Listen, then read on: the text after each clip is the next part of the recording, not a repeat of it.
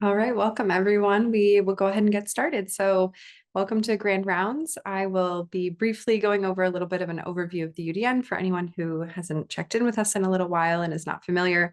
My name is Emily Glanton. I'm at the Data Management Coordinating Center for the UDN at Harvard Medical School, and really thrilled to be able to introduce our speaker today in a little bit. So, next slide, please.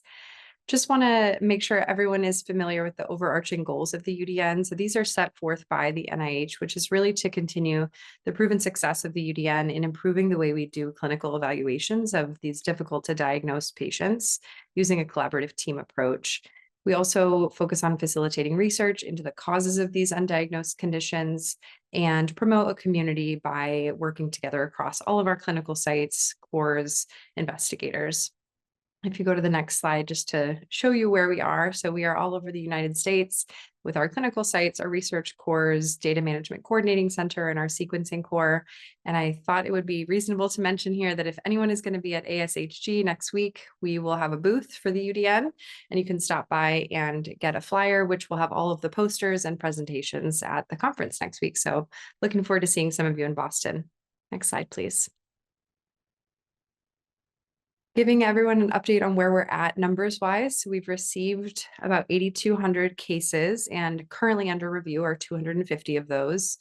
Participants who go on to receive telehealth, in-person, or other additional research evaluations, that's about 3,400 at this point. And we've found a diagnosis so far for 941 participants, getting close to 1,000. We're excited about that. And then lastly, we have 89 so far newly described gene disease associations that have been published. Now, moving on to our session today, we'll go to the next slide. We just want to remind everyone that you can ask questions in the Q&A box, and questions will be answered at the end of the presentation today. The content in our presentation is presented for informational purposes only, and you can reproduce this in exactly the form that it was presented in, but can't be published in print or electronically without prior written permission. So all the introductions out of the way, I'm really thrilled to introduce Dr. Jonathan Marquez, who is a research fellow at the University of Washington and Seattle Children's Hospital, one of our clinical sites in the UDN. And I'll turn it over to you, Jonathan. Thank you. Alrighty, so thank you for that introduction. As Emily said, I'm Jonathan. I'm a research fellow currently at Seattle Children's Hospital and the Seattle Children's Research Institute. Though the work I'll be talking about today was that which I carried out during my residency in pediatrics and medical genetics here at Seattle Children's and the University of Washington. And I'm really excited to have this opportunity to speak to everyone about some of the work that I've been involved with as part of the Pacific Northwest UDN site.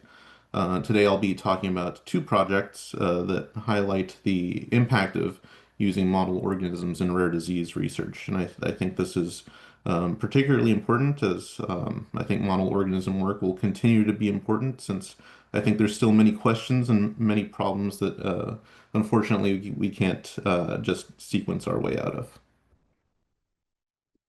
No conflicts of interest in relation to today's presentation. And a quick note that I think this first project has been presented in this venue previously to a small extent, so this will serve as an update on the project. But I also wanted to introduce the point this, in addition to focusing on model organisms, both of these projects that I'll be talking about today will deal with distinct cellular organelles, and we'll start today with the ribosome. Um, so for this first case, the index proband was referred to the UDN at 12 years old for a complex neurodevelopmental disorder in their history. Their prenatal evaluations were significant for thickened nuchal translucency as well as echogenic bowel and hydronephrosis. But they were born at 41 weeks gestation and had relatively uncomplicated delivery. But evaluation at the time of UDN referral noted, as seen here to the right, coarse facial features, retrognathia, prominent teeth, coarse hair, seen best down here, macrocephaly, and a large gap between the first and second toe. Um, And they have a history of ADHD, chronic constipation, parasomnia, mixed hearing loss, auditory processing disorder, as well as a history of hallucinations and seizures beginning at the age of around 8 years old. Their imaging findings were very kind of interesting. MRI imaging demonstrated large perivascular spaces that can be seen here, best here on the left image, as these almost bubble-like areas surrounding much of the vasculature within the brain. But the brainstem and other structures seem to be well preserved. And later on, looking back at some of the CT images for this individual of their head, um, we did note that there's also quite small size of the ossicles. So these are the little bones in the inner ear or the middle ear that help process the sound that we hear. Looking at their family history, although this individual had multiple siblings, with diagnoses of distinct neuropsychiatric disorders. They didn't have really overlapping history of these different craniofacial differences or intracranial anomalies. So this didn't really provide a clear path forward or really any suspected genetic etiology for the proband. They had undergone extensive testing, which included a karyotype on skin biopsy sample, SNP microarray, biochemical evaluations, and a trio exome sequencing analysis. But these were all non-diagnostic or negative. It was really only upon internal reanalysis of the exome sequencing data by our excellent Pacific Northwest UDN analysis team that was led by Dr. Elizabeth Blue that rare compound heterozygous variants in UTP20, both inherited missense variants, were flagged for further consideration. And this gene has not previously been associated with disease, really. From studies of cell biology, we know that UTP20, the gene, encodes a small subunit processome component that's involved in maturation of ribosomal RNA and helps take the 47S rRNA, this kind of longer version up here, and eventually, through a number of steps, convert it down to 18S rRNA. And these rRNAs form the structural and catalytic core of ribosomes that cells use to produce proteins, and this is, of course, important across different cell types. And interestingly, and something that was very helpful in terms of our thinking about this gene is that variants in other genes important to this process have previously been implicated in human disease. And based on available crystal structures of the ribosome, some of the products of these genes even interact directly or indirectly with UTP20. And here you can see UTP20 in this light orange. And for example, RRP7 is kind of here directly on the opposite side when this structure is flipped over. And these other genes that I mentioned are part of a broader set of genes that are their products are involved in either pre-rRNA transcription modification, pre-rRNA processing, or ribosome assembly. And when these are disrupted, they can lead to ribosomal dysfunction and diseases that are termed ribosomopathies. Now, ribosomopathies include disorders, some of the more common ones are Diamond-Blackfan anemia, but ribosomopathies are perhaps best known for just how highly variable they can be in terms of the affected organs in different both in different ribosomopathies caused by different genes, as well as even within ribosomopathies caused by the same gene. And affected organs can and tissues can result in neurological impairments, hearing loss, hair differences, craniofacial differences, cardiac defects, liver function anomalies of the spleen, skin pigment differences, as well as bone marrow failure, amongst others. So naturally, starting to put some of this together, our question became, could this, based on the gene and what we know about its product, be a ribosomopathy? So I hoped to at least begin to ask this question and see if we were on the right track by looking at tissue from this proband and asking, is there any evidence of rRNA processing deficits or differences? So when using serum from the proband compared to a control, I used northern blotting analysis to just detect rRNA at different stages of processing. Based on what we know about UTP-20, we think that functional UTP-20 would help get us from this 47S rRNA up here and help process it and chop it down to get to 18S rRNA down here. And indeed, based on comparing the proportions of 18S rRNA to 47S rRNA between control and proband, it does seem like there might be a deficiency in this process or maybe a decrease in the efficiency of the process. Um, but at the same time, this is a fairly crude analysis, and these aren't perfectly matched aged controls to the proband, and we actually biologically don't have a great sense of how this might differ anywhere from different ages to different times of day of collection of serum. So this was helpful and gave us a sense that this might be the right track, but still a ways to go. Uh, at the same time as we were tackling this case through various assays and discussing it with members of the UDN, we also were working through Matchmaker Exchange to identify other individuals with variants in UTP-20 that may also be contributing to their clinical findings. And through this effort, we identified 4 additional individuals with variants in UTP-20 that we think might be contributing to this, what appears based on these different individuals' features to be a variable neurological disorder. And so you don't have to read all this, just focusing in on some of the commonalities between these individuals. All of them have some level of developmental delays or intellectual disability. All of them have noted craniofacial differences, though what those particular craniofacial differences are for each individual varies quite widely. Uh, 2 of them, interestingly, have cranial nerve deficits. 3 have history or persistent hypotonia, and 2 out of 5 also have hearing loss.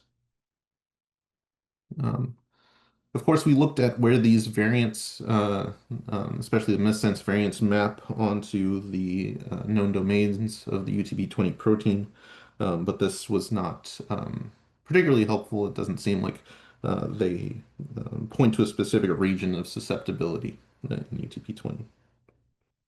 So, while some of this was suggestive of a ribosomopathy, I'd argue that at this point we still didn't know if variants in UTP-20 could lead to a disease that could affect all of these systems.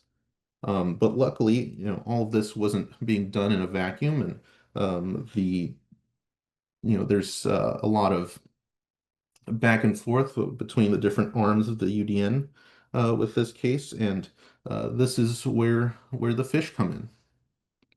Concurrently with our efforts to identify additional individuals and run some of these assays, the excellent Pacific Northwest UDN Model Organism Screening Center, in an effort led by Dr. Jennifer Phillips, was working to model UTP-20 loss of function in zebrafish. Now, these fish are an excellent model to accomplish this because they're vertebrate animals with many of the same organs that we want to be looking at, and these organs can be evaluated just a few days after fertilization, and their short generation time, especially for vertebrates, make it easy to maintain some of these lines relative to other model organisms, and are the fish are evolutionarily close enough to humans to where there's a lot of conserved gene content within the genome. So they have the genes that we're interested in looking at. In this case, UTP20.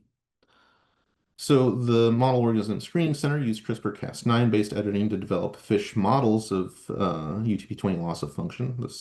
As many of you have probably heard about CRISPR-Cas9 based gene editing, this technology allows for the introduction of Cas9 as well as a guide RNA to guide this base editing or base cutting machinery to the right spot, in this case UTP20, and make cuts in the zebrafish genome.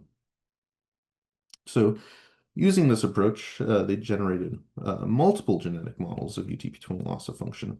And here I'm showing two of those. So this B1484 is a early truncating mutation in UTP20, and B1500 is a later truncating mutation in UTP20.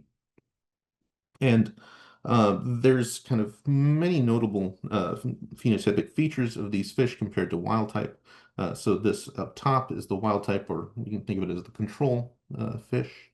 And we're looking here at the profile of the fish, so looking at it from at it from the side. And whereas the control fish up here has kind of this typical head shape and eye and swim bladder. These UTP20 mutants have smaller heads, smaller eyes. This blue arrowhead here is pointing at the pericardial area, so the area around the heart, which has quite a bit of edema. And here with this blue arrow, this sac of retained yolk, which could be indicative of gastrointestinal dysfunction. And of course, we can quantify all of these differences here, just showing eye area as a proxy for what is a lot of um, a lot of different phenotypes that are very interesting to follow up on in these models. Now, taking a closer look at their craniofacial cartilage, here this cartilage is stained in blue with Alcyon blue. And now we're looking up at the fish's head from below, and we can see pretty broad deficits in the amount of cartilage that's being formed in these fish. Um, Here you can see in this blue the nice different craniofacial cartilage structures that will become the bones of the face in these developing zebrafish. And in both of these models of UTP20 loss of function, there's kind of whole swaths of craniofacial cartilage that are missing. Um, and just as kind of a representative portion of that craniofacial cartilage, here we outlined in this yellow dotted line is the ethmoid cartilage, which we can quantify as diminished in these UTP20 models. Then they also did immunofluorescence labeling of these fish. So here we're seeing labeling of actin-rich structures. And again, we're looking at the heads of these fish from below. These bright structures here are some of the craniofacial um, musculature. And this is also disordered or almost completely absent in some of the cases in these fish. So putting this together with some of that data from the craniofacial cartilage, you can start to imagine how this could be related to the craniofacial differences and possibly even the cranial nerve differences seen in some of the individuals that we've identified with UTP20 variants. Here also zooming in on actin-rich structures in the auditory capsule. That's essentially, you can think of it as the fish's ear. We can appreciate that although the structure is broadly formed, I think you can find all of the structures somewhere in these mutants, but compared to controls, the spaces seem disordered and, if nothing else, quite compact. And again, you can kind of start to think of how this might be related to the hearing loss and the small ossicles that we saw in the initial case that I described. And here we can also see the tail muscles. So here we're looking again at the fish from a profile and looking at the tail. So the head would be this way and the tail would be this end. But looking at the muscles of the fish tail, in the controls, the wild type, we see these nice orderly, almost chevron-shaped patterns of muscle fibers, whereas in the mutants, the UTP20 mutants, these are much more disordered, especially in this early truncating mutant. And this little magenta box here does it kind of highlights the developing esophagus, and in the mutants, this is either almost completely absent or much smaller. And again, this could be related to the proband phenotype and some of their digestive difficulties, their chronic constipation and such. So, putting all of this together, we believe that variants in UTP20 likely underlie a novel ribosomopathy. There's definitely quite a bit of variability between the individuals that we've identified. But the variable presentation between these cases and that we've seen is consistent with what we might expect from a ribosomopathy. And importantly, we see that there's shifts in rRNA in the proband tissue, which um, uh, really helps convince us that this is a possibility. But I think most importantly is this zebrafish data that really helps cement that this is important for a lot. This gene is important for a lot of tissues, and especially a lot of the tissues that we see affected. So I think we've come a long way in potentially having identified a novel ribosomopathy and a novel gene disease relationship here. All right. And then for this next project I'll be talking about, we'll be moving from fish and ribosomes to frogs and mitochondria, which everyone, best known as the powerhouses of the cell. Um, but this will entail talking about a few different cases. And for the first case, a referral was made to the UDN for a 7-year-old female with a complex medical history that included respiratory failure at birth, chronic lactic acidosis, as well as seizures beginning around the age of 5, and developmental delays. She has hypertrophic cardiomyopathy and pulmonary hypertension on echocardiogram. She also has white matter abnormalities that can be seen around the ventricles and the brain on MRI, as well as calcification of the globus pallidum bilaterally. Um, and homozygosity was determined for a variant of uncertain significance in VARS2 through trio exome sequencing. And her family history was significant for a sibling who had previously passed away due to a very similar clinical course around 1 month of age, though this sibling had not had genetic testing completed. In a second case, a newborn experienced respiratory failure at delivery and had chronic lactic acidosis. He had hypertrophic cardiomyopathy and pulmonary hypertension. He was found to be homozygous for a likely pathogenic variant in VARS2, and he unfortunately passed away at 5 days old. Um, he also had some kind of more subtle ventricular differences between the two sides on cranial ultrasound, as well as some one portion of the brain with increased echogenicity. And then in a third case, a 2-month-old experienced transient respiratory distress in the setting of an illness. He's had transient lactic acidosis during illnesses, mostly viral. Uh, an echocardiogram has found that he has mild cardiac hypertrophy and mild pulmonary hypertension. He has very subtle white matter abnormalities on MRI, and maybe borderline thin corpus callosum again on MRI. But trio exome sequencing also found this individual to have compound heterozygous variants in VARS2, one likely pathogenic and the other a variant of uncertain significance. So among these three cases that I just talked about, there was kind of variable severity. There was one individual with severe disease and death early in life, one individual with certainly a complex clinical course, as well as a sibling who died early in life, and one individual who has seemingly mild but an overlapping phenotype that was noted in the setting of a viral illness, particularly. So, given that I've alluded to that they all had variants in VARS2, let's talk about VARS2.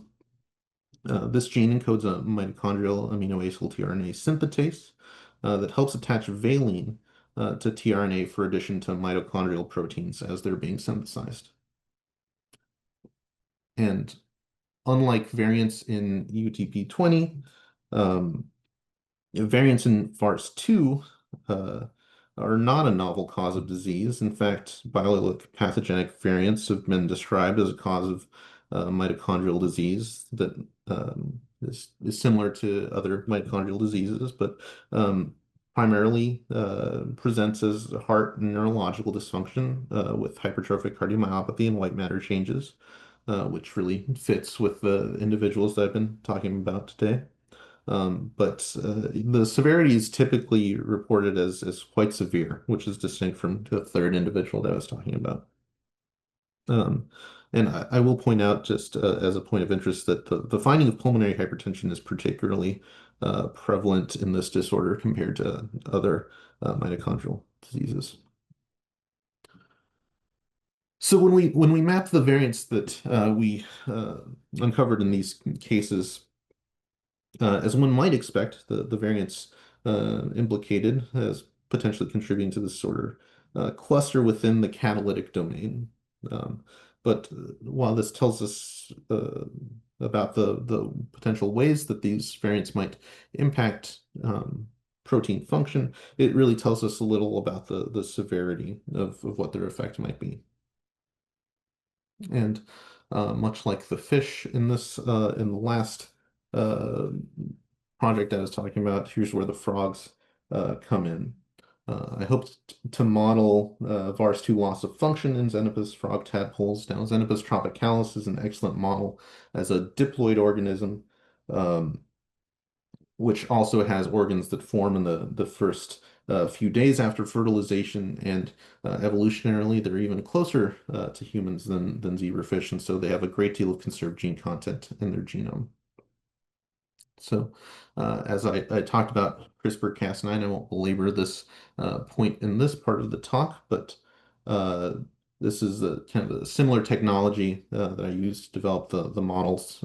In this case, for VARS2 loss of function, um, and here I'm using an F0 approach where we're introducing guide RNAs as well as Cas9 into the tadpoles at the one cell stage and allowing them to grow up for 2 to 3 days before we look at effects. But through this approach, I created two distinct models of VARS2 dysfunction. Using one guide RNA, we were able to generate tadpoles with large frame shifting deletions that would be predicted to really knock out VARS2. And going forward in this talk, this will be designated this big red symbol. Another guide RNA allowed us to generate tadpoles with a smaller 6-base pair deletion, so in frame that we predicted would likely impact function, though to certainly a much lesser extent than this was closer to a knockout. So with these models in hand, we wanted to test their heart function. We thought this organ was particularly important given that it was one of the most affected in the cases that I told you about. And so we wanted to start here, as this was most important for the morbidity and mortality of these individuals. And for this, I'll be talking about the use of optical coherence tomography, or OCT for short. I think the simplest way to think about OCT is like kind of like using ultrasound. I think people are generally more familiar with ultrasound, but here, instead of using waves of sound and collecting the resultant signal from with the detector, we're collecting signal from waves of light. And This technology is often used in ophthalmology to look at eye structures, but in these tadpoles, we can use the same technology to look at the organs of the animal while they're still alive. So here are the hearts of the tadpoles. So here I'm showing the control tadpoles on the left and the loss of function tadpole model on the right. Um, these images are naturally a little bit grainy, but I hope that you can see up here this structure that's beating. This is the ventricle. Um, Down here is the atrium. But the ventricle here is pumping to send blood through the circulation. And when we start to look at the loss of function model, the heartbeat here in comparison to the control, I hope you can appreciate that this heart, the ventricle, kind of collapses on itself much more fully, doesn't quite expand all the way, especially for most of these beats that are captured here. It's a little bit floppier. And within this pericardial space, this heart is also moving much more dynamically, and so likely less able to pump blood through the aorta as efficiently. Um, and we can use something called fractional shortening to quantitate the heart function. This is a little bit different from the fractional shortening as it's used in humans, and just because of the particularities of the Xenopus heart. But we can use the dimensions of the heart and diastole and systole to estimate how efficiently these hearts are pumping. And when we do this, we see that both models of VARS2 loss of function as well as dysfunction have decreased heart function compared to controls.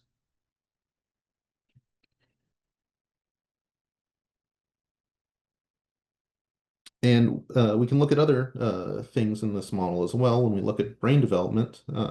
Here I'm showing the brain in a fixed animal in a cross-section microscopy here. This is kind of the anterior portion of the brain, the posterior portion of the brain, the right and left, and this is labeled with beta tubulin.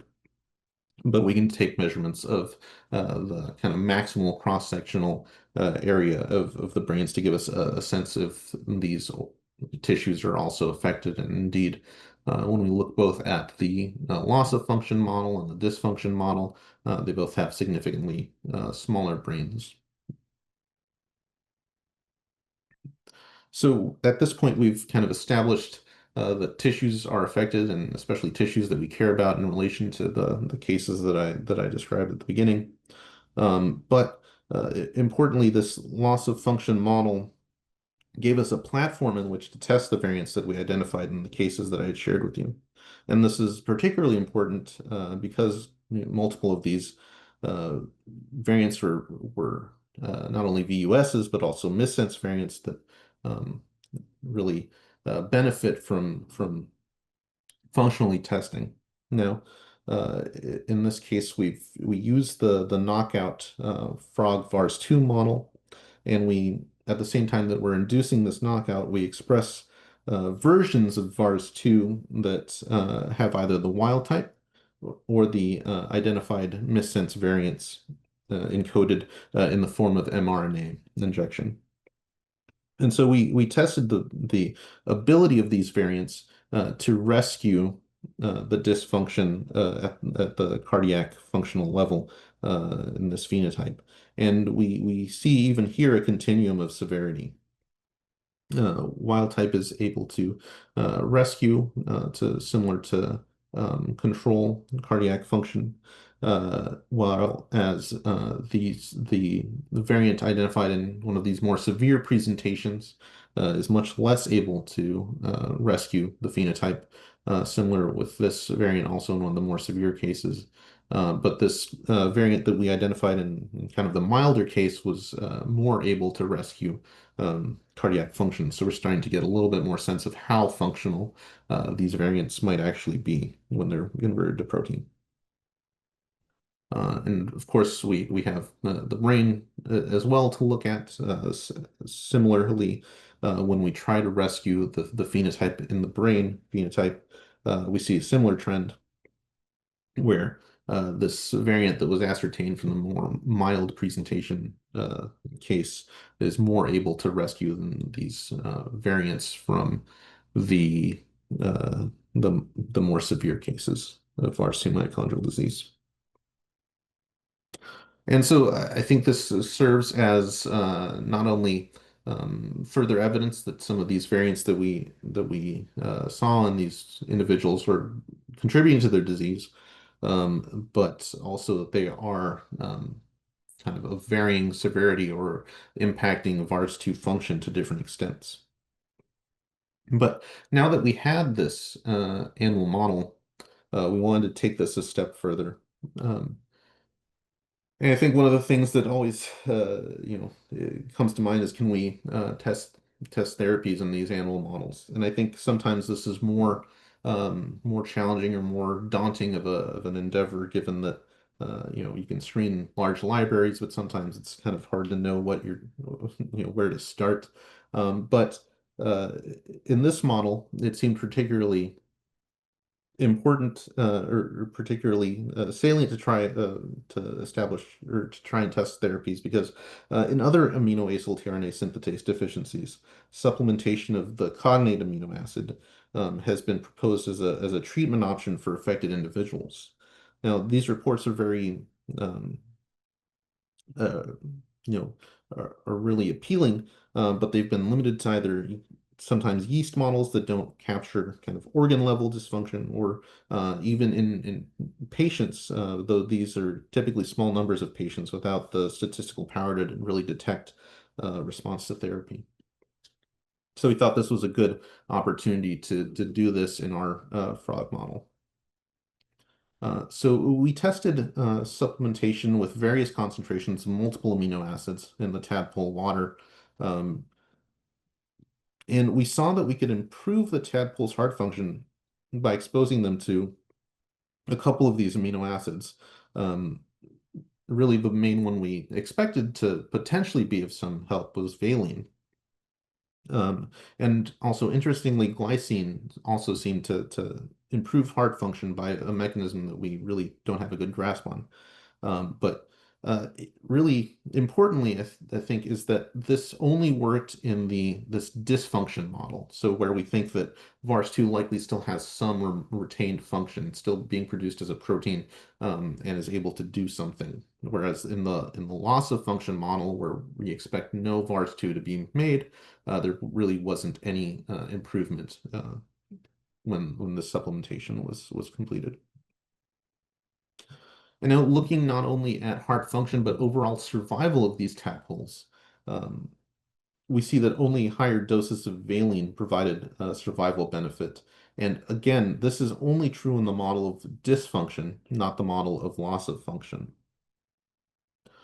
So I think this starts to give us an understanding of how valine might be useful in these cases. Uh, Based on the results that we got, we believe that we have a evolving understanding of the potential for valine to serve as a therapeutic supplement in individuals with VARS2 related disease. In the case here to the left of functional VARS2 and valine at typical abundance amongst other amino acids, valine is readily incorporated into tRNA for addition into newly synthesized proteins.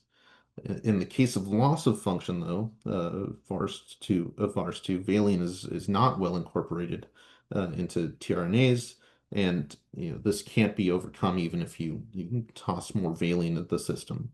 But in the case of dysfunctional VARS2, where there's possibly some retained function of this protein, although valine isn't well or efficiently incorporated into the tRNAs, this can be at least partially overcome with the addition of valine, presumably shifting the system into a higher probability of each potential inclusion of valine.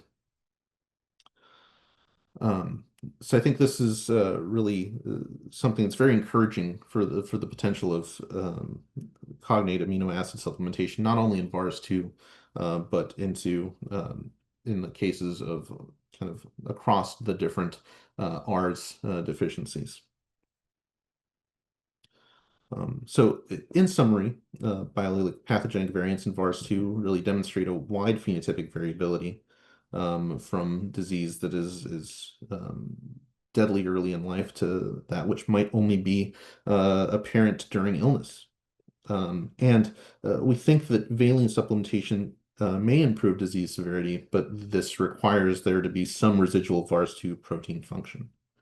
Um, and if you're interested in reading more about this project, please take a look at our paper that was recently published in JIMD. Alrighty, so thanks for sticking with me through both of those stories. And with that, I would like to thank all of the members of the Pacific Northwest UDN and our collaborators in the Seattle Children's Department of Biochemical Genetics, the Seattle Children's Department of Neurology, the University of Washington Center for Rare Disease Research, and the Yale Pediatric Genomics Discovery Program. I'd also like to thank really all of the clinicians who are helping take care of the individuals that we talked about in this work. Um, and I would especially like to thank the families and the individuals who participated in this work and let us share their stories. And with that, happy to take any questions. Wonderful presentation. Thank you so much, Dr. Marquez. We have one question so far in the Q&A, so I'll start with that one and remind folks to put their questions in the Q&A box so that we can answer them. The first question was related to VARS2. Are the missense variants in any protein domain, or are they in a specific area, I think is the question. Yeah, let me try and go back to a slide here. They are pretty much all within what we'd expect to be involved in the catalytic domain, so the actual tRNA synthetase portion of the protein, which is kind of what one might expect. There's the one outlier here in the anticodon, which, I mean, it's not a huge protein in the terms of most of it seems to have a known functional relevance. So I think it's maybe a protein that's not hard to mess with, lack of better terms. Great, thank you. And while we're waiting for other folks to put questions in the chat, I'm wondering if you can tell us what surprised you the most about the results from this work. Yeah, I mean, I think first of all, the things that surprise me the most are oftentimes just how variable things can be.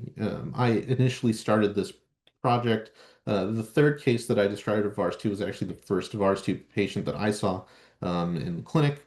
That later we matched all of these up with the UDN submission, but this was someone who was doing very well. What I've read about VARS2 dysfunction prior to this project was that it's a very severe neonatal disease, or at least presentation.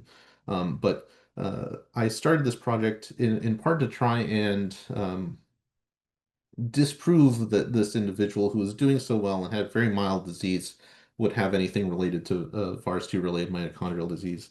And I think the appreciation of the different levels of severity and why that severity might exist is what surprised me the most. Yeah, that's good to hear. You set out to prove one thing and found something else, which is an interesting lead. All right, so we have another question here. Do you think the amino acylation by the cytosolic VARS1 enzyme compensates for the dysfunctional or loss of function VARS2? Yeah, so that's an excellent question and something we thought about. I think it doesn't, at least it's hard to test in our model and certainly in model organisms. VARs many of the VARs, or sorry, many of the RSs have distinct portions of the protein that are involved in trafficking to different locations. For example, VARs due to the mitochondria. But this portion of the protein actually differs very widely between different animals. Um, we had to overcome that in trying to model this. But at the same time, I think because of the effect that we saw for that trafficking component of getting the right R's to the right place, I think it would be very difficult for VARS1 to compensate for the dysfunction of VARS2. And something we tried to test a little bit in our model using the proper portions of the VARS one protein to try and get it to compensate. I wouldn't draw too many conclusions from that just because of at that point there's so many variables that we're trying to overcome. But it's not something that we saw benefit from having more VARS one in our model. Great, that's really helpful. All right, the next question is from a UDN family member asking, were these findings reported back to the family, even if they are not 100% confirmed? They add, it's often hard to know if someone is still working on a case when the genetics have come back negative, and thank you for your work. Yeah, so thank you very much. And yeah, I know the two families that I know personally have definitely had those results returned back to them. The third, it's left up to kind of their provider that referred them, and we've of course returned the information back to them. But I've not confirmed specifically that they've gotten those results back. But that is always kind of my primary goal is to get the information back to the families and to the folks who can benefit from them. Wonderful, thank you. The next question is there any known VARS2 variant in mitochondrial localization signal position? And if so, does it affect the mutant protein to target to mitochondria? So not that I'm familiar with. I think if such a variant occurred, it would be particularly detrimental and maybe not compatible with life. Thank you. All right, those are all the questions that we see so far. Our next grand rounds will be in January, so you can go to our website to learn more. And thank you again to Jonathan Marquez and the entire UDN Pacific Northwest site. We really appreciate all the work that you did on these cases and your time presenting today. So thank you so much. Thank you. All right, take care, everyone. Thank you.